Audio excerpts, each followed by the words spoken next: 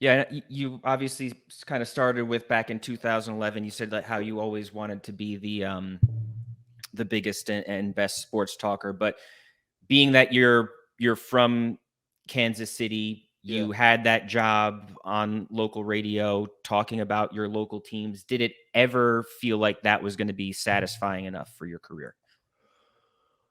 Because I Yeah, mean so that's there was that's a there gig was that a a lot of people moment. strive for. Right. The it might have been the happiest I ever was. Maybe. I don't know. It's certainly up there. I I had a kind of fork in the road life moment, which was, like I said, that article came out in March of 2011. Fast forward a year to March of 2012, and now I've beaten the other station. I the first our show our station at 610, which had some legends on it. Yep. Damon Amendolara was on that station. Da, who's one of the best sports talkers in the country.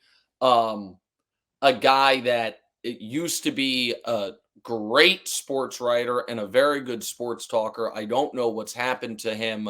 I don't know where he is now, but some of your audience might know who he is. Jason Whitlock.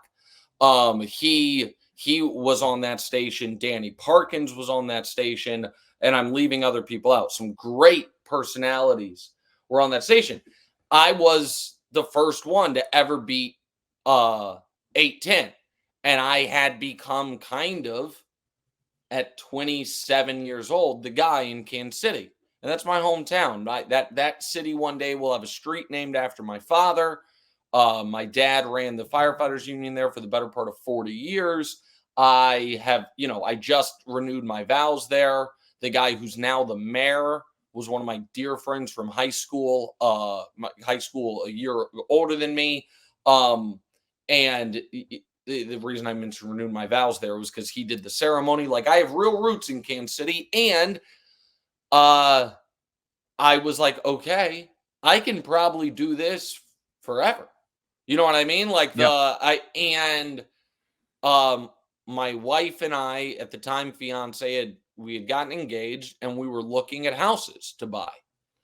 And I got the opportunity, or I kind of had pitched myself for an opportunity to do mornings in Houston. And I did not want to go to Houston. I did not. I did not want Texas was not my scene. It was not what I wanted to do.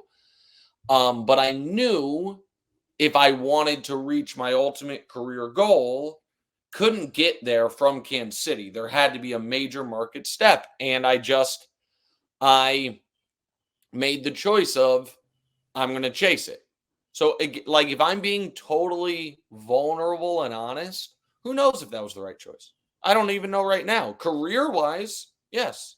And I don't want to make it sound like I'm not a happy person. I am, but like, it was, there was an opportunity there to just be like, I'm kind of set Yeah, and very and comfortable. comfortable. And yeah, I'll never make the money one can make at the top of this industry, but you also living in Kansas City, you don't have to make a lot of money to kind of feel Yeah. very comfortable. And being, it was big fish, small pond thing, where there's no, other than the athletes, there's no celebrities in Kansas City. So like, the big sports talk guys, as silly as this sounds, are like legitimate local celebrities. And so yeah.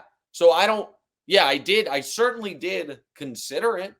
Um and I don't regret at all the path I took. But yeah, it was that was and so I left in the spring of 2012, and I did not set foot back in Kansas City until the Royals were in the World Series, because I missed it so much. I didn't My dad was still there, my wife's sister and her mom were there. My wife and family would go back. I would. Like, I was like, I'm going to miss it, and I didn't love Houston. Yeah. You know what I mean? The way it's not that I disliked Houston, but Houston never felt like me. And so yeah, that wasn't easy for sure.